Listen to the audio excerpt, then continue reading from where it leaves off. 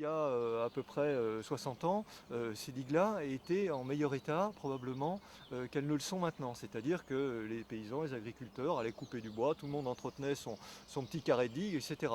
Bon, après il y a eu la désaffection, le fioul, etc. Il y a eu des problèmes aussi liés à l'émergence d'un souci d'environnement où les gestionnaires de la digue ne savaient plus trop quoi faire.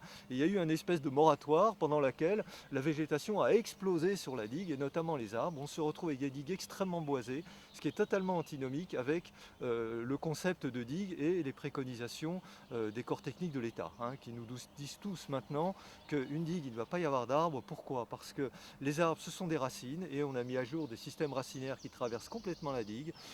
Des fois, on a des effondrements, ce qu'on appelle des fontis au milieu de la digue, et lorsqu'on ouvre, on découvre des petits tuyaux creux qui sont vides et qui sont fossilisés, et qui sont donc des racines qui se sont vidées, hein, parce qu'elles ont pourri, et l'eau peut passer. Et ça, c'est tout le long de l'Isère, on a ce problème-là.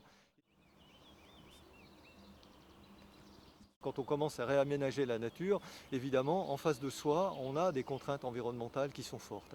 Alors en matière de protection contre l'inondation, ça dépend comment on s'y prend. C'est-à-dire que si dès le départ, on conçoit un mode de protection qui intègre une continuité des corridors biologiques, qui intègre le milieu, les choses sont conciliables. Mais le problème, c'est que si on a laissé dériver à un moment une situation, et si au bout d'un certain temps, il y a une totale confusion entre quelque chose qui est un ouvrage, qui a une certaine vocation, là c'est un ouvrage hydraulique, et puis un milieu naturel, donc à ce moment-là, on arrive à des antagonismes.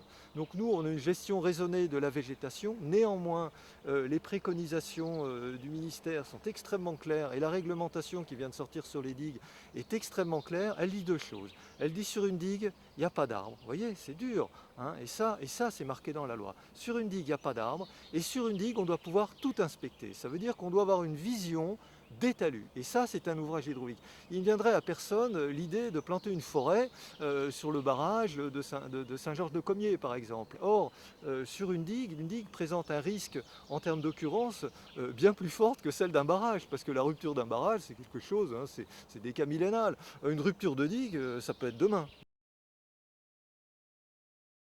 Vous voyez par exemple cette courbe, eh bien, vous seriez venu au lendemain des travaux, c'était un immense champ de cailloux, hein, parce qu'évidemment toute cette courbe a été enrochée, hein. Ça a été revégétalisé, et voici à peu près 1 an et demi, 2 ans maintenant que ces talus ont été revégétalisés.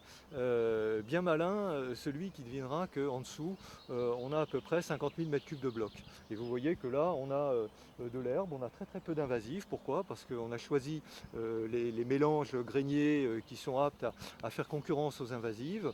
On fauche 2 fois par an et c'est bien suffisant, mais dessous on a des blocs. Donc ce qu'il faut, c'est que le public comprenne bien qu'on ne peut pas tout avoir en même temps. C'est-à-dire on ne peut pas à la fois avoir des travaux de confortement et puis immédiatement derrière retrouver le paysage qu'on avait avant. Il faut être patient, il faut du temps pour qu'un arbre pousse, et les gens n'ont pas à se plaindre, parce qu'ici les arbres poussent très vite, la végétation est exubérante et ça revient très vite. Mais vous savez que maintenant on veut tout de suite dans l'instant. Alors moi je dirais aux promeneurs, à ceux qui profitent de ces paysages, déjà les gens profitent ici d'une ouverture sur la rivière, parce que c'est quelque chose à laquelle personne n'avait jamais pensé. C'est que très souvent sur les pistes cyclables on ne voyait pas la rivière. Ben là on voit la rivière et c'est agréable, et par ailleurs c'est redevenu tout vert, et c'est ainsi qu'on conçoit nos aménagements. Il faut savoir être patient.